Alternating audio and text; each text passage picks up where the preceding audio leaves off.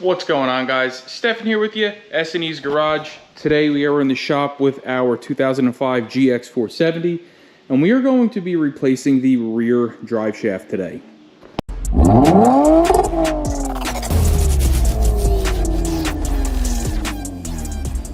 So if you're driving your GX 470 or your 4th Gen 4Runner, and you go ahead and you slowly come to a stop, and then right as you stop, you almost feel like a thump or a clunk, as if you got rear-ended, is the best way to describe it. Or sometimes it'll do it right when you let off the brakes and then go ahead to start moving again. You'll feel like you got kind of rear-ended. It's like a thunk. Your drive shaft is going to be the culprit. There's actually a very well-known technical service bulletin on this issue. I'll go ahead and link it in the video description below. If I can't, for whatever reason, I'll throw it in a screenshot right here. But with that being said, this drive shaft has been superseded several times. So the part number that is the latest, newest part number is going to be 37110-60A41. It's going to come like this, completely assembled, and we're going to go ahead and install it today. So let's go ahead and get our GX up in the air, and let's show you just how easy this is to do. So once you have your GX up in the air, you're going to see your drive shaft. This right here is where it lives, and this is actually a super easy replacement. The issue with this drive shaft lies in here with this slip joint here. Apparently they either didn't make them deep enough or shallow enough. I forget exactly what it was, but the problem is this in here binds up, and what you feel is the drive shaft kind of pop when it releases. We took this thing completely apart, greased it, put it back together.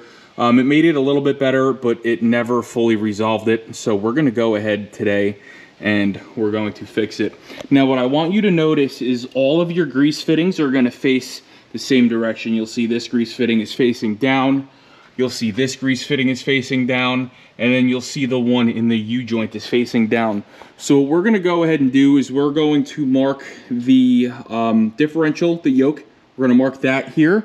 And then we're going to mark the transfer case here, and then we're going to go ahead and remove this. And when we install the new one, we want all of those yokes pointing in the same direction. So let's go ahead, let's get you set up on a tripod, let's make our marks, and let's take this drive shaft down. So we're just going to come right here, take our chalk. Again, we're going to mark that. Let's come over here and mark that again. This is just so that we put all of the Zerk fittings facing the same direction.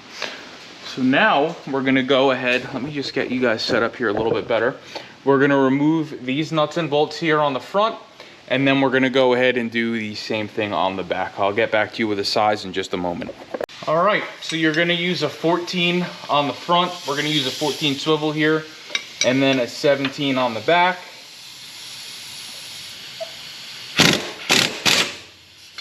Just like that. We're just going to go ahead and remove the rest of them. Now, once you go ahead and remove those nuts, you're going to take a screwdriver here, and you're going to pry basically in between the transfer case yoke and the drive shaft. You may need to use a hammer to bang it loose, but what should happen now is your drive shaft should be loose. So now we can switch gears over to the differential side, and we're going to do the same thing. We're going to go ahead and remove the nuts and bolts and pull it out. Now this is going to be a 14 millimeter in the front and the back, so you're not going to need two different size wrenches.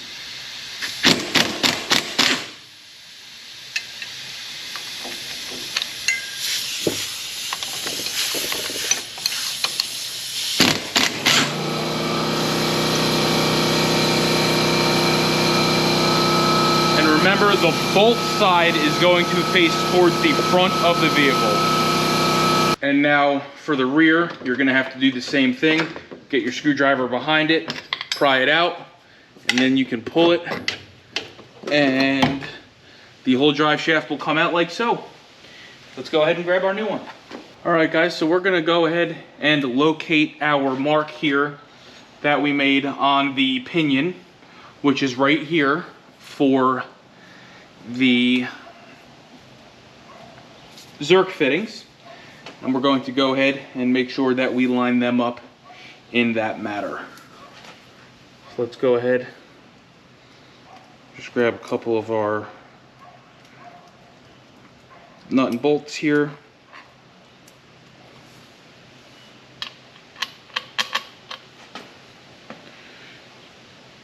And begin to slide them into place.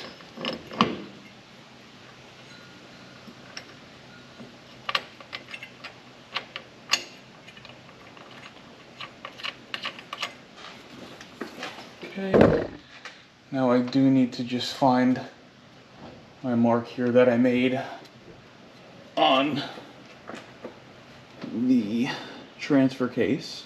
And there it is.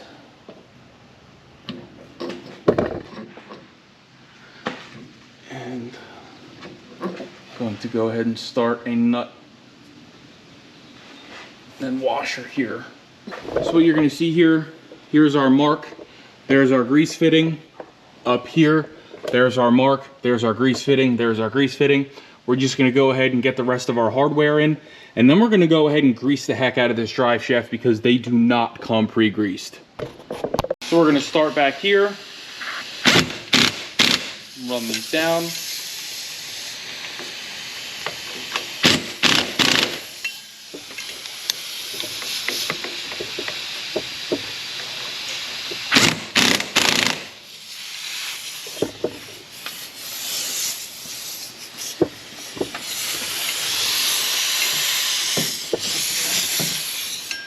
If you need to spin the drive shaft, you can. You just use this wrench like this.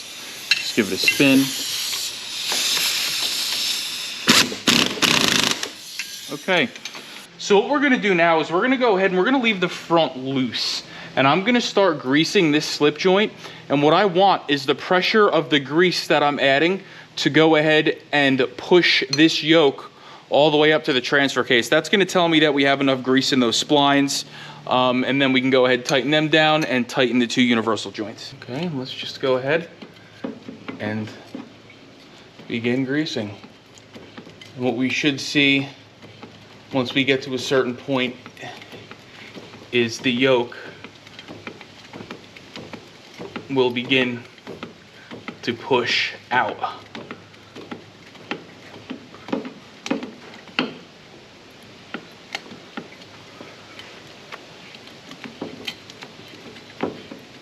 Like you see now it's coming out. Okay, and that tells me now that we have enough grease in there. So now we're gonna go ahead and get the grease gun up into the universal joints. I'm gonna have to tighten these down and then rotate the drive shaft a little bit to get to the front one. But let's go ahead and grease this rear one here. And that's all you're gonna wanna do. You're gonna wanna grease it like that until you hear the grease coming out. All right, let's go ahead and run this down.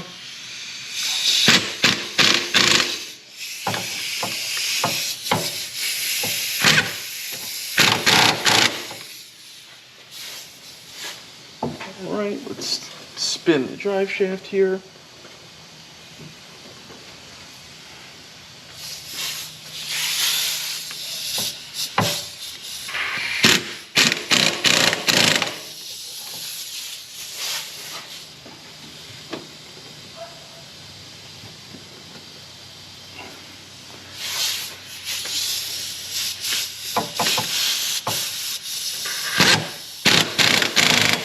Okay, now I just have to manipulate this drive shaft in a way that I can get that grease fitting greased, and we'll be done.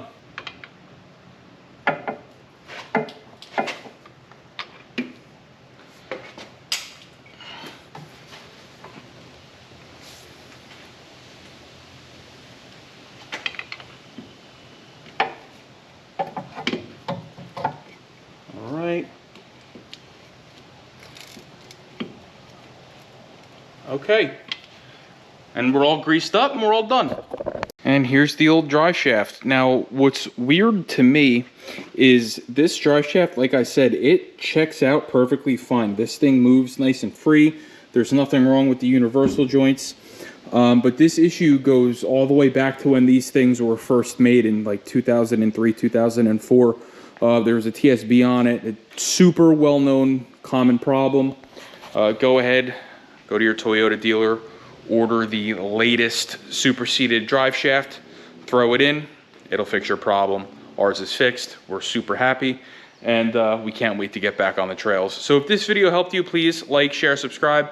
Please stay tuned. We have plenty more coming on this vehicle. We're going to be going ahead and replacing the headers soon. We have an exhaust leak, manifold's cracked, super common. We're going to be upgrading the bracket for the front drive shaft to prevent further issues. And we're super excited to bring that all to you. So again, like, share, subscribe. We'll see you next time.